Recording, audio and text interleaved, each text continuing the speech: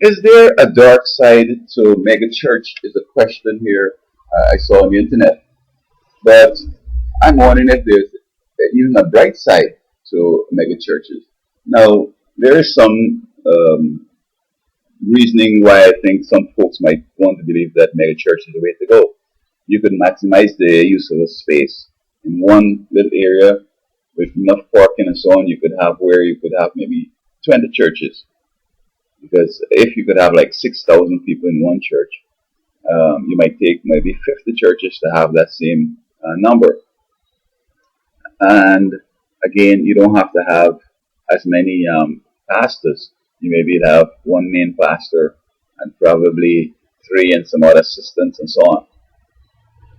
But that is as far as I see the advantages are. When you look at Jesus, Jesus had just 12 disciples. And I believe, okay, when I was at college, today they might cook white rice and all hadn't been used up. So what they'll do is they will put some coloring on it and bring it back the next day.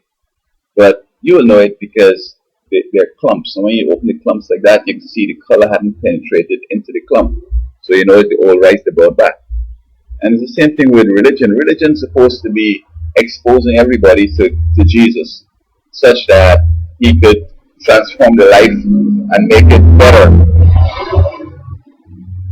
But generally what happens is that many folks are hiding behind others.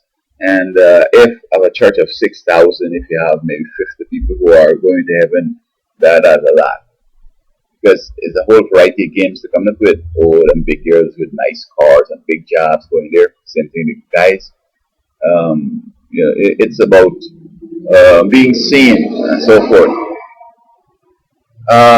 Generally, Jesus also commissioned his church to go and witness. I recall when I was in Toronto, there was this guy, this pastor from Florida. He started a little church among the intellectuals, so-called intellectuals in Toronto, the university students. And their model was that he's breaking it down into small groups, so that each small group has a leader, and he has to go out and find people to fit into his group. And he might tell you a variety of things, man. Come out to my group, man. We have a lot of nice girls. Or come out, I might help you get a job. Or we have people who help you with the homework, or guide you to some funds and so on. As opposed to, the Jesus commission thing. You never know where they're meeting. So you have to stay in touch with the group so as to know where the next meeting is going to be. And actually, every week they had to go someplace new because this thing was spreading like wildfire. And I mean, you know that university students are naive. They couldn't stay at one place. They couldn't have a church because they're growing so fast. But I think some scandal came on and it just blew away. Now, this preacher, of course, he wasn't a theologian. He wasn't trained as a minister. He had a bachelor's degree in, I think, it was literature. And his understanding of scripture is so poetic and so trivial that I just don't understand why he felt he should be a minister. For example, the scripture talks about, in the days of these kings, shall this and that and so forth. And because the word kings was used, he's thinking in terms of the Caesars, perhaps. That's the last time I think kings ruled, if I recall, the Roman Empire. I mean, Britain had kings and so forth, but I can't remember correctly if but anyway, those ancient times. Whereas all the word king means is the top guy to run in the show. So while it might have been kings then, it might be prime ministers in some country, it might be premiers in some colonies, and might be president in some other countries. So he could get that. And he doesn't have any understanding of the scripture, so it's just about feel nice, kind of thing going on. One guy from my church was inviting us to Willow Creek in Chicago. Now, Willow Creek in Chicago was a church that had a lot of members, and they had a way of filing in and out without congestion and a kind of professional kind of demeanor. But that wasn't religious per se. I don't know if you know what. When you have a small church in your community, that is the best church to go to, because you're living and going to church close by, which means that you have to live the Christian life.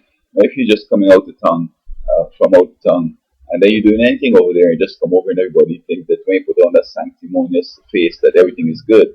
But when the church is not too far from where you live, and so the question is, what would Jesus want? Jesus don't want no big churches, because it's not about a group of people amalgamating anywhere.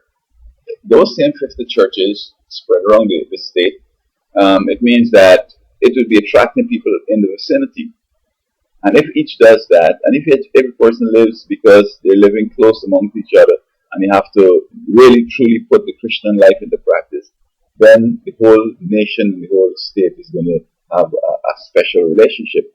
But when they're so big and crowded, you could hide, and you don't get the sanctification that is necessary, the justification, etc.